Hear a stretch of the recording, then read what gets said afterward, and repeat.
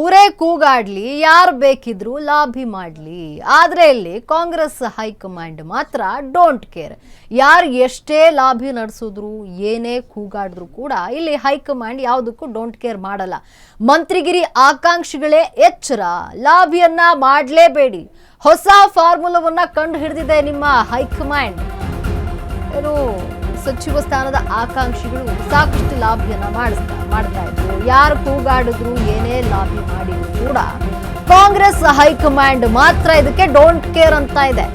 ಮಂತ್ರಿಗಿರಿ ಆಕಾಂಕ್ಷಿಗಳೇ ಎಚ್ಚರ, ಲಾಭಿಯನ್ನ ಮಾಡಲೇಬೇಡಿ.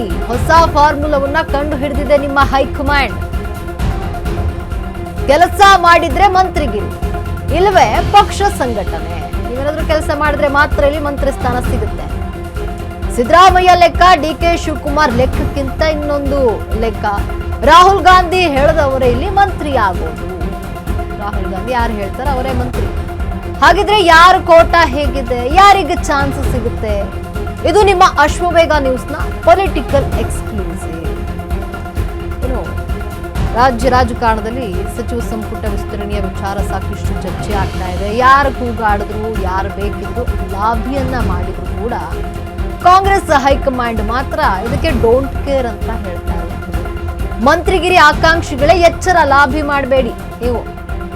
ಯಾಕಂದ್ರೆ ಈಗ ಕಾಂಗ್ರೆಸ್ ಹೈಕಮಾಂಡ್ ಹೊಸ ಫಾರ್ಮುಲಾವನ್ನ ತೆಗೆದುಕೊಂಡು ಬಂದಿದೆ. ನೀವೇನಾದ್ರೂ ಲಾಭಿ ಮಾಡಿದ್ರೆ ಅದು ಪ್ರಯೋಜನಕ್ಕೆ ಬರಲ್ಲ. ಇಲ್ಲಿ ಏನಿದ್ರು ಕೆಲಸ ಮಾಡಿದ್ರೆ ಮಾತ್ರ ಮಂತ್ರಿಗಿರಿ, ಇಲ್ಲ ಅಂದ್ರೆ ಪಕ್ಷ ಸಂಘಟನೆ ಅಷ್ಟೇ.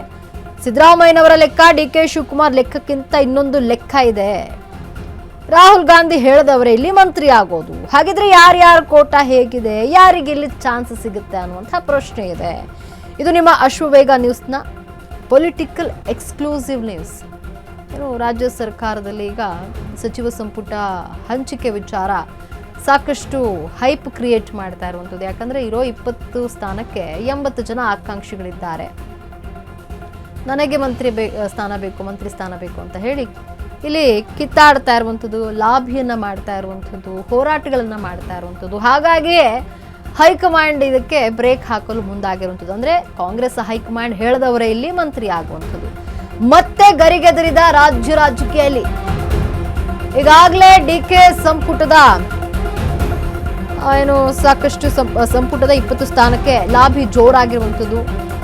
ಸದ್ಯ ವಿದೇಶಿ ಪ್ರವಾಸದಲ್ಲಿ ಕಾಂಗ್ರೆಸ್ನ ನಾಯಕ ರಾಹುಲ್ ಗಾಂಧಿ ಇದ್ದಾರೆ. ವಿದೇಶಿ ಪ್ರವಾಸಕ್ಕೆ ತೆರಳಿದ್ದಾರೆ. ವಿದೇಶಿ ಪ್ರವಾಸದಿಂದ ಬಂದ ಕೂಡಲೇ ಡಿಕೆ ಶಿವಕುಮಾರ್ ಸಂಪುಟ ಸಿದ್ಧ ಆಗುತ್ತೆ. ಉಳಿದ ಬಾಕಿ ಏನು 20 ಸ್ಥಾನಗಳಿದೆ ಅದರ ಭರ್ತಿ ಮಾಡುವಂತಹ ಸಾಧ್ಯತೆ ಇದೆ. ಆದ್ರೆ ಯಾರಿಗೆ ಮಣೆ ಹಾಕ್ತಾರೆ ಅನ್ನೋದೇ ಈಗ ಬಲು ಕೌತುಕವಾಗಿದೆ.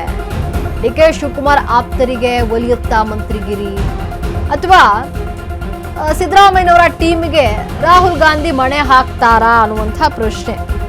ಈಗ ರಾಜ್ಯ ರಾಜಕೀಯ ಚಟುವಟಿಕೆ ಮತ್ತೆ ಗರಿಗೆದರಿದೆ. ಈಗಾಗಲೇ ಡಿಕೆ ಸಂಪುಟದ 20 ಸ್ಥಾನದ ಲಾಭಿ ಜೋರಾಗಿದೆ.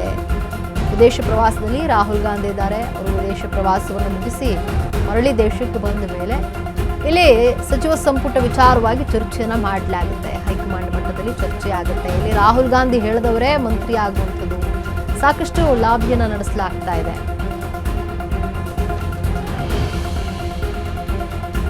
ಇನ್ನು ಉಳಿದಂತಹ 20 ಸ್ಥಾನಗಳ ವಿಚಾರಕ್ಕೆ ಸಾಕಷ್ಟು ಜನ ಲಾಭಿಯನ್ನ ನಡೆಸ್ತಾ ಇದ್ದಾರೆ.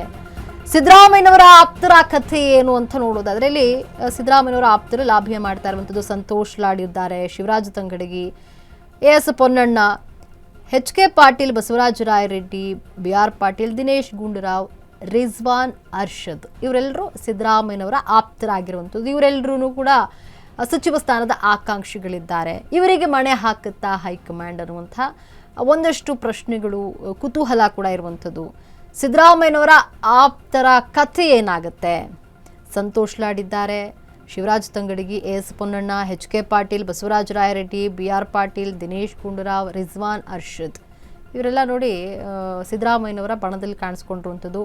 ಸಿದ್ದರಾಮಯ್ಯನವರ ಮುಖಾಂತರವಾಗಿ ಸಚಿವ ಸ್ಥಾನವನ್ನು ಗಿಟ್ಟಿಸಿಕೊಳ್ಳುವಂತಹ ಕೌತುಕದಲ್ಲಿರುವಂಥದ್ದು. ಹಾಗಾಗಿ ಸಾಕಷ್ಟು ಕುತೂಹಲಕಾರಿಯಾಗಿದೆ.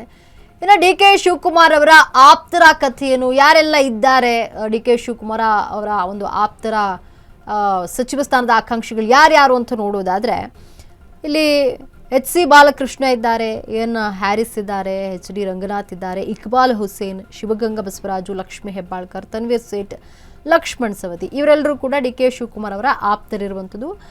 ಒಂದು 2 ಪಟ್ಟಿ ಈಗ ಸಿದ್ಧ ಆಗಿರುವಂಥದ್ದು. ಒಂದು DK ಶಿವಕುಮಾರ್, ಒಂದು ಸಿದ್ದರಾಮಯ್ಯನವರ ಪಟ್ಟಿ ಸಿದ್ಧ ಆಗಿರುವಂಥದ್ದು.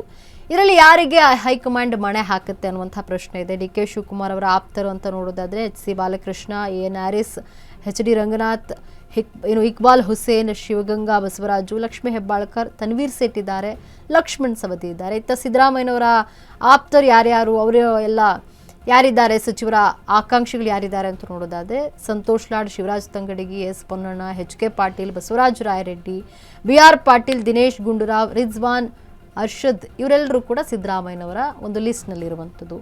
ಇಲ್ಲಿ ಬಹಳಷ್ಟು ಕುತೂಹಲಕಾರಿಯಾಗಿರುವಂಥದ್ದು, ಯಾರಿಗೆ ಹೈಕಮಾಂಡ್ ಮಣೆ ಹಾಕತ್ತೆ, ಸಿದ್ದರಾಮಯ್ಯನವರ ಲಿಸ್ಟಿಗ ಅಥವಾ DK ಶಿವಕುಮಾರ್ ಅವರ ಲಿಸ್ಟಿಗ ಮಣೆ ಹಾಕುತ್ತಾ, ಯಾರಿಗಿಲ್ಲಿ ಸಚಿವ ಸ್ಥಾನ ಸಿಗುತ್ತೆ ಅನ್ನುವಂಥದ್ದೇ ಕುತೂಹಲಕಾರಿಯಾಗಿದೆ.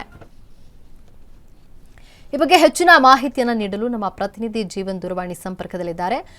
ಜೀವನ್, ಏನು ಈಗ ರಾಜ್ಯ ರಾಜಕಾರಣದಲ್ಲಿ ಮತ್ತೆ ಸಚಿವ ಸ್ಥಾನದ ಒಂದು ವಿಚಾರ ಗರಿಗೆದರಿರುವಂಥದ್ದು, ಅಂದ್ರೆ ಯಾರಿಗೆ ಇಲ್ಲಿ ಸಚಿವ ಸ್ಥಾನ ಸಿಗುತ್ತೆ ಅಂತ ಇರೋ 20 ಸ್ಥಾನಕ್ಕೆ 80 ಜನ ಆಕಾಂಕ್ಷಿಗಳಿದ್ದಾರೆ, ಯಾರಿಗೆಲ್ಲ ಸಚಿವ ಸ್ಥಾನ ಸಿಗುತ್ತೆ ಅನ್ನುವಂಥ ಪ್ರಶ್ನೆ ಇದೆ. ಬಗ್ಗೆ ಹೆಚ್ಚಿನ ಮಾಹಿತಿ ಏನಿದೆ?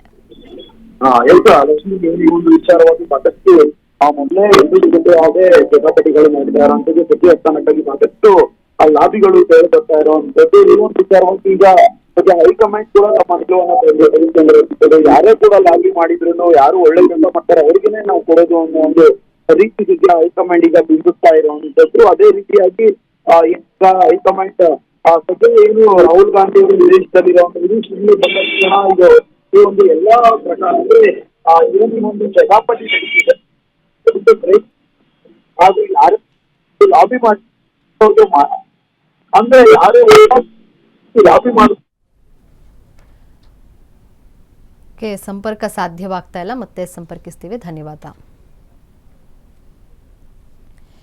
ಏನು ಕರ್ನಾಟಕದಲ್ಲಿ ಈಗ ಸಚಿವ ಸಂಪುಟ ವಿಸ್ತರಣೆಯ ವಿಚಾರ ಸಾಕಷ್ಟು ಕುತೂಹಲಕಾರಿಯಾಗಿದೆ. ಇರೋ 20 ಸೀಟಿಗೆ 80 ಜನ ಇಲ್ಲಿ ಲಾಬಿ ನಡೆಸ್ತಾ ಇದ್ದಾರೆ. ಬಟ್ ಇಲ್ಲಿ ಹೈಕಮಾಂಡ್ ಯಾರು ಏನೇ ಲಾಬಿ ನಡೆಸಿದ್ರು ಕೂಡ ಡೋಂಟ್ ಕೇರ್ ಮಾಡ್ತಾ ಇಲ್ಲ.